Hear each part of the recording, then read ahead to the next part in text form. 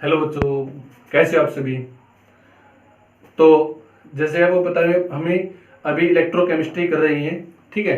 और इलेक्ट्रोकेमिस्ट्री के अंदर हम काफ़ी सारा पोर्शन कर भी चुके हैं, लाइक जैसे कि इलेक्ट्रोकेमिकल सेल हमने किया था, ठीक है। उसके बाद हमने इलेक्ट्रोड पोटेंशियल पढ़ा था, और उसी इलेक्ट्रोड पोटेंशियल के बेस के ऊपर हमने एक छोटी सी टर्म वहां से सीखी थी कि इलेक्ट्रोड पोटेंशियल है क्या।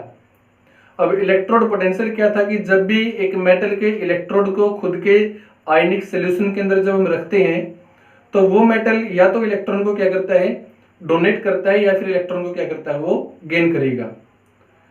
अगर उसके लिए हम एक स्टैंडर्ड कंडीशन वहां पर अप्लाई करवा देते हैं, लाइक उसकी कंसंट्रेशन जो आपने सोल्यूशन लिया था उनकी कंसंट्रेशन 1 मोलर ले लेते हैं, और टेम्परेचर 298 केल्विन अगर हम ले लेते हैं, तो अब जो वहां से आपको इलेक्ट्रोड पोटेंशियल जो मिलता है वो क्या मिलेगा आपको, एक स्टैंडर्ड इलेक्ट्रोड पोटेंशियल। क्लियर है, उसको हम क्या बोलेंगे, स्टैंडर्ड इलेक्ट्रोड पोटेंशियल। बट ये जो इलेक्ट्रोड पोटेंशियल था ना, एक कंडीशन के ऊपर था कि कंडीशन क्या होगी कि सॉल्यूशन की कंसंट्रेशन 1 मोलर होगा और टेम्परेचर कितना होगा, 298 केल्विन। बट अगर आप कंसंट्रेशन और टेम्परेचर दोनों को ही चेंज कर दो, या दोनों में से किसी एक को अगर हम चेंज कर देते हैं, देन उस इलेक्ट्रोड पोटेंशियल के ऊपर क्या इफेक्ट पड़ेगा। अगर ये कंडीशन कंसंट्रेशन और टेम्परेचर ही चेंज हो जाता है तो इलेक्ट्रोड पोटेंशियल भी क्या हो जाता है, हमारा चेंज हो जाता है। अब कितना चेंज होगा, कैसा चेंज होगा, ये हमें अगर देखना होगा, ठीक है। अगर इस चीज को हम ऑब्जर्व करना चाहते हैं तो उससे पहले हमें क्या करना पड़ेगा, इसके अंदर नर्नेस्ट इक्वेशन करनी होगी, ठीक है। नर्नेस्ट इक्वेशन क्या थी, नर्नेस्ट इक्वेशन एक ऐसी इक्वेशन थी कि जिसने क्या बताया कि अगर हम कंसंट्रेशन और टेम्परेचर को चेंज करते हैं तो हमारे इलेक्ट्रोड पोटेंशियल के ऊपर क्या इफेक्ट पड़ता है। A type of reaction, a type of equation which give the effect of concentration and temperature on the electrode potential is known as a Nernst equation. तो आइए आज हम क्या करेंगे, यहाँ पर नर्नेस्ट इक्वेशन करते हैं, और इसी नर्नेस्ट इक्वेशन के बेस के ऊपर काफी सारे आप क्वेश्चन देख पाओगे जो कि आपके नीट और जेईई के एग्जाम के अंदर आते हैं। अगर किसी ने अभी तक इलेक्ट्रोड पोटेंशियल के बारे में नहीं पढ़ा है तो वो आप पीछे वाली जितनी वीडियो होंगी आपको डिस्क्रिप्शन के अंदर उनका लिंक मिल जाएगा, आप वहां से देख सकते हो। देन आप उसके बाद इस नर्नेस्ट इक्वेशन को काफी आसानी के साथ समझ भी पाओगे, ठीक है। तो अभी हम स्टार्ट करते हैं नर्नेस्ट इक्वेशन।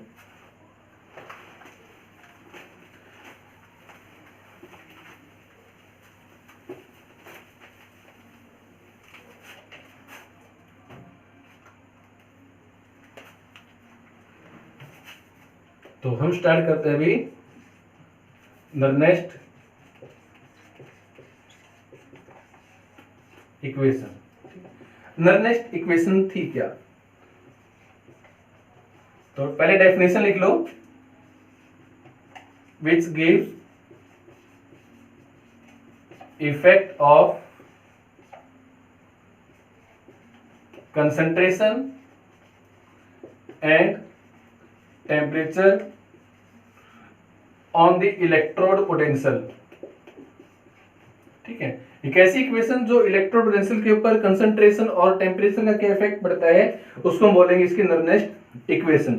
अब Nernst equation for a single electrode, एक सिंगल इलेक्ट्रोड के लिए अगर हम लिखें तो बात करते हैं इलेक्ट्रोड की, तो इलेक्ट्रोड एम है जो चेंज किस में होता है, एम पॉजिटिव के अंदर, और मान लो कि ये अपना एक इलेक्ट्रॉन यहां से क्या करता है, डोनेट करता है। तो अगर मैं इसके लिए नर्नेस्ट इक्वेशन लिखता हूं फॉर ए गिवन कंडीशन, किसी भी गिवन कंडीशन के लिए, तो क्या होगा आपका E is equal to A naught minus R T divide by N F log natural M divide by M positive, ठीक है। ये Nernst equation for a single electrode होगा।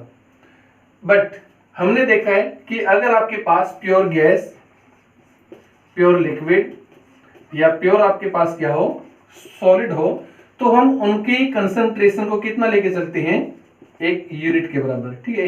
एक यूनिट के बराबर हम उसकी कंसंट्रेशन को लेके चलते हैं। तो यूनिट कंसंट्रेशन ये तो आपकी किसके बराबर हो जाएगा, आपका ए के बराबर हो जाएगा। तो ए किसके बराबर होगा, E is equal to E naught minus R T divide by N F log natural 1 upon M N M positive. अब 1 बाई एम पॉजिटिव में अगर इस m को ऊपर लेके जाता हूं तो क्या मिलेगा भाई आपको, E is equal to A naught minus के R T divide by N F log natural M positive की पावर माइनस का 1।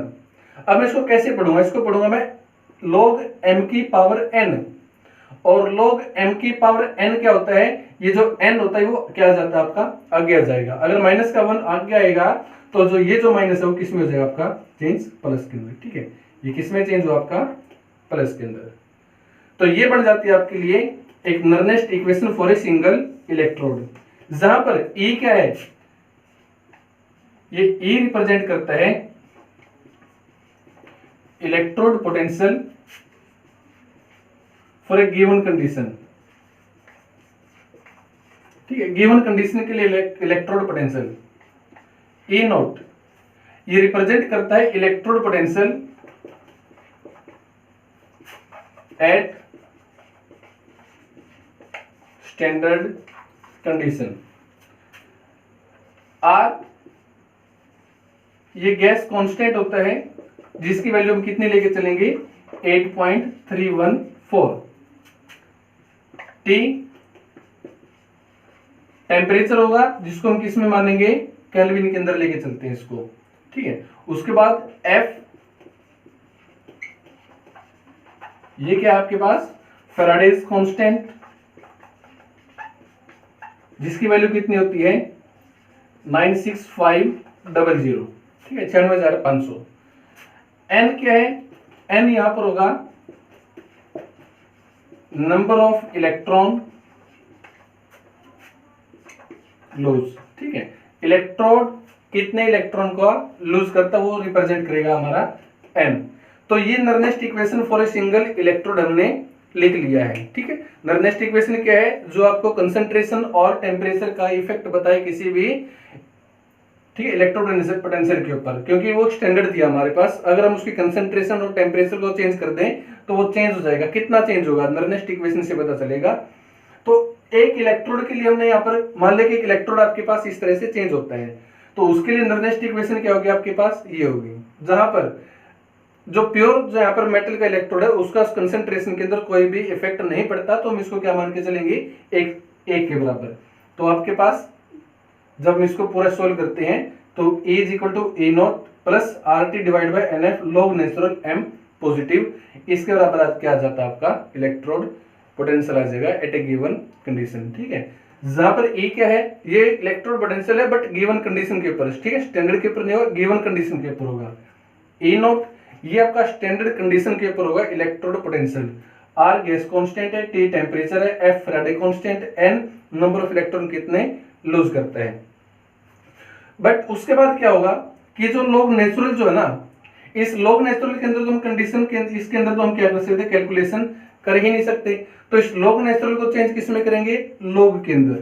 तो इसको मैं क्या लिखूंगा E is equal to A naught plus, अगर मैं लॉग नेचुरल को 2.303 से मल्टीप्लाई करवा देता हूं तो लॉग नेचुरल चेंज किस में होगा ये लॉग के अंदर चेंज होता है, तो इसकी मल्टीप्लाई में किसके साथ कराऊंगा 2.303 RT divide by N F log of m positive. ठीक है, तो ये आपकी क्या बनेगी इसकी नर्नेस्ट इक्वेशन।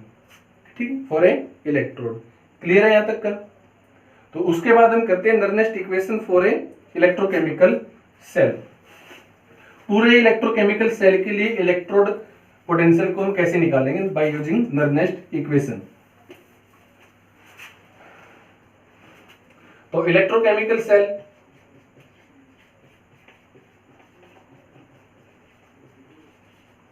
अब इलेक्ट्रोकेमिकल सेल के अंदर आपने किसका यूज किया था, यहाँ पर एक कॉपर जिंक सेल यूज किया जिसके अंदर क्या था जिंक प्लस में कॉपर 2 पॉजिटिव चेंज होता है किसके अंदर ये Zn2 पॉजिटिव प्लस में कॉपर के अंदर ये चेंज होता है। ठीक है, जहां पर हमने देखा था कि जिंक का क्या होता है यहाँ पर ऑक्सीडेशन होता है और कॉपर का क्या होता है रिडक्शन। दैट मींस कि कॉपर तो क्या है आपका कैथोड और जिंक क्या है यहाँ पर एनोड होगा। तो कॉपर इलेक्ट्रोड, ठीक है, कॉपर इलेक्ट्रोड के लिए नर्नेस्ट इक्वेशन क्या होगी ये वाली, इसको मैं लिखूंगा E of copper 2 positive 2 copper is equal to A naught copper 2 positive से copper plus 2.303 RT divide by NF log of copper 2 positive. ठीक है, equation number 1। For zinc electrode, zinc electrode के लिए क्या होगा? जिंक इलेक्ट्रोड के लिए हो जाता है ये E naught E of Zn2 positive Zn is equal to A naught of Zn2 positive से Zn plus 2.303 RT divide by NF log of Zn2 positive, equation number 2। तो यहां से हमने देखा था कि E of cell, electrode potential of a cell किसके बराबर होगा? E of a cathode minus के E ऑफ एनोड। ठीक है, E ऑफ कैथोड आपके पास ये है, E ऑफ एनोड आपके पास ये है, वैल्यू पुट कर देंगे। E ऑफ कैथोड किसके बराबर है आपकी? ए नॉट कॉपर 2 पॉजिटिव से copper plus 2.303 RT divide by NF log of copper 2 positive. ठीक है, इसको साफ कर देते हैं, इसकी कोई जरूरत नहीं होगी आपको। माइनस एनोड के लिए जिंक वाला लिखेंगे Zn2 positive to Zn plus 2.303 RT divide by NF log of Zn2 positive. तो इसको हम असेंबल कर लेते हैं, अरेंज करेंगे। E naught copper 2 positive to copper minus E naught Zn2 positive to Zn plus, अब इतना सा पोर्शन जो है आपका क्या हो गया, ऐसे कॉमन आ जाता है, तो इसको मैं लिखूंगा यहाँ पर 2.303 RT डिवाइड बाय NF, ये आपका क्या आ गया कॉमन। अंदर क्या बचा? अंदर बच जाता है log of copper 2 positive minus log of Zn2 positive. ठीक है, ये आपके पास क्या है, अंदर बच गया। अब इसको मैं कैसे पढ़ूंगा? इसको पढ़ेंगे हम log m minus log n। ठीक है, तो log m minus log n, इसको हम लिख सकते हैं log m divide by n। ठीक है, तो मैं इसको कैसे लिखूंगा? log m divide by n। उसके बाद E naught of a cathode minus E naught of a anode. अब standard reduction potential of a cathode minus में standard reduction potential of a anode किसके बराबर था? ये बराबर था आपका E naught of a cell. तो इस पूरी के बराबर इसको मैं क्या लिख सकता हूं? E naught of a cell. इसको लिख लेंगे E naught of a cell. तो क्या बना? E of a cell is equal to, इसके लिए क्या आ गया आपका? E naught of a cell, E naught of a cell plus 2.303 RT divide by NF log m minus n, मतलब कि log of copper 2 positive divide by Zn2 positive. ठीक है, अब अगर मैं यहां पर R, T, F और N की वैल्यू इस तरह से पुट करते हैं तो क्या होगा? E of a cell is equal to E naught of a cell plus 2.303 into में 8.314 into 298 divide by n into में 96500 log of copper 2 positive divide by Zn2 positive. ठीक है, तो ए ऑफ ए सेल किसके बराबर हुआ? E naught of a cell plus, अगर मैं इसकी n को छोड़कर बाकी कैलकुलेशन कर लेते तो कितना आ जाता आपका? 0.0591 divide by n log of copper 2 positive divide by Zn2 positive, जहां पर वेयर n किसके बराबर है? यहां पर इस सेल के लिए, कॉपर जिंक सेल के लिए n की वैल्यू क्या होगी आपकी? 2 होगी। ठीक है, कॉपर जिंक के लिए क्या होगी, एन की वैल्यू 2 होगी। बट अलग अलग प्रकार के इलेक्ट्रोकेमिकल सेल की आप स्टडी करोगे, आप जब न्यूमेरिकल करेंगे तो वहां पर डिफरेंट टाइप के इलेक्ट्रोकेमिकल सेल पढ़ेंगे, जहां पर ये एन की जो वैल्यू है चेंज हो जाएगी आपकी। ठीक है, वो डिपेंड करता है आपके मेटल के ऊपर कि वो कितने इलेक्ट्रॉन का डोनेट करता है। ठीक है, कई मेटल ऐसी आप पढ़ोगे जो 1 इलेक्ट्रॉन का डोनेट करती है, कई मेटल ऐसी पढ़ोगे जो कि 1 से ज्यादा, ठीक है, 2 से ज्यादा भी इलेक्ट्रॉन का डोनेट करती होंगी। तो इसलिए हम एन की वैल्यू को क्या है, फिक्स 2 नहीं मान के चलेंगे। ये एन की वैल्यू डिपेंड करेगी कि आपके पास मेटल कैसी होगी, उस मेटल की इलेक्ट्रॉन को डोनेट करने की टेंडेंसी क्या है। ठीक है ना। तो ये आपके पास इलेक्ट्रोकेमिकल सेल के लिए, एक कंप्लीट सेल के लिए नर्नेस्ट इक्वेशन हमने बनाई है, जहां पर हमने एग्जांपल यहाँ पर जिंक कॉपर सेल का। ठीक है, सबसे पहले हमने कॉपर इलेक्ट्रोड के लिए नर्नेस्ट इक्वेशन लिखी, फिर हमने जिंक के लिए नर्नेस्ट इक्वेशन लिखा, फिर E of cell given condition के ऊपर रिडक्शन इलेक्ट्रोड पोटेंशियल किसके बराबर होगा, कैथोड माइनस में एनोड, कैथोड की नर्नेस्ट इक्वेशन माइनस में एनोड की नर्नेस्ट इक्वेशन यहाँ पर लिख लिया हमने, इनमें से इसको रीअरेंज किया। ई ऑफ कैथोड माइनस के ई नॉट ऑफ एनोड क्या बना, E naught of a cell, value put यहाँ पर कर दी। इस पूरी में से 2.303 RT divide by NF common आ जाता है, कॉमन निकाल दिया, अंदर क्या बचा, log m minus log n, that means कि log कॉपर 2 पॉजिटिव माइनस में log Zn2 positive, log m minus log n, but log m minus log n किसके बराबर है, log m divide by n के बराबर होगा। तो सेम इसी फॉर्मूले यूज करके हम इसको इस तरह से यहाँ पर लिख सकते हैं। ठीक है, तो E of cell is equal to E naught of cell plus में पूरी इक्वेशन हमने यहाँ पर वैल्यू पुट कर दी। अगर मैं इस पूरी वैल्यू को n को छोड़कर बाकी को सॉल्व कर लेते कितना जाता है आपका 0.0591 डिवाइड बाय n, ये आपके पास आ जाता है। ठीक है, और इसको आप कैसे लिख सकते हो, मैं इसको ऐसे लिख सकता हूं, अगर मैं इसको E of cell is equal to E naught of a cell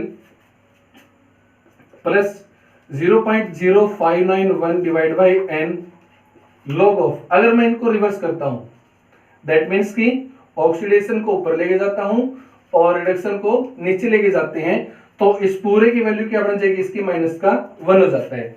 but log m की पावर n तो आगे आ जाएगा, अगर -1 को आगे लेके आएंगे तो ये जो यहाँ पर जो प्लस का साइन है क्या आ जाएगा आपका माइनस के अंदर चेंज हो जाएगा। ठीक है, तो इस तरह से भी हम इसको लिख सकते हैं। ठीक है, ऑक्सीडेशन डिवाइड बाय रिडक्शन भी इसका कर सकते हैं। ठीक है, एनोड बाय कैथोड को भी इसको कर लेंगे। ठीक है ना, तो ये हमारे पास नर्नेस्ट इक्वेशन थी। इस नर्नेस्ट इक्वेशन के बेस के ऊपर काफी सारे हम न्यूमेरिकल करेंगे इसे अगले वीडियो के अंदर, तब तक आप इसको अच्छी तरह से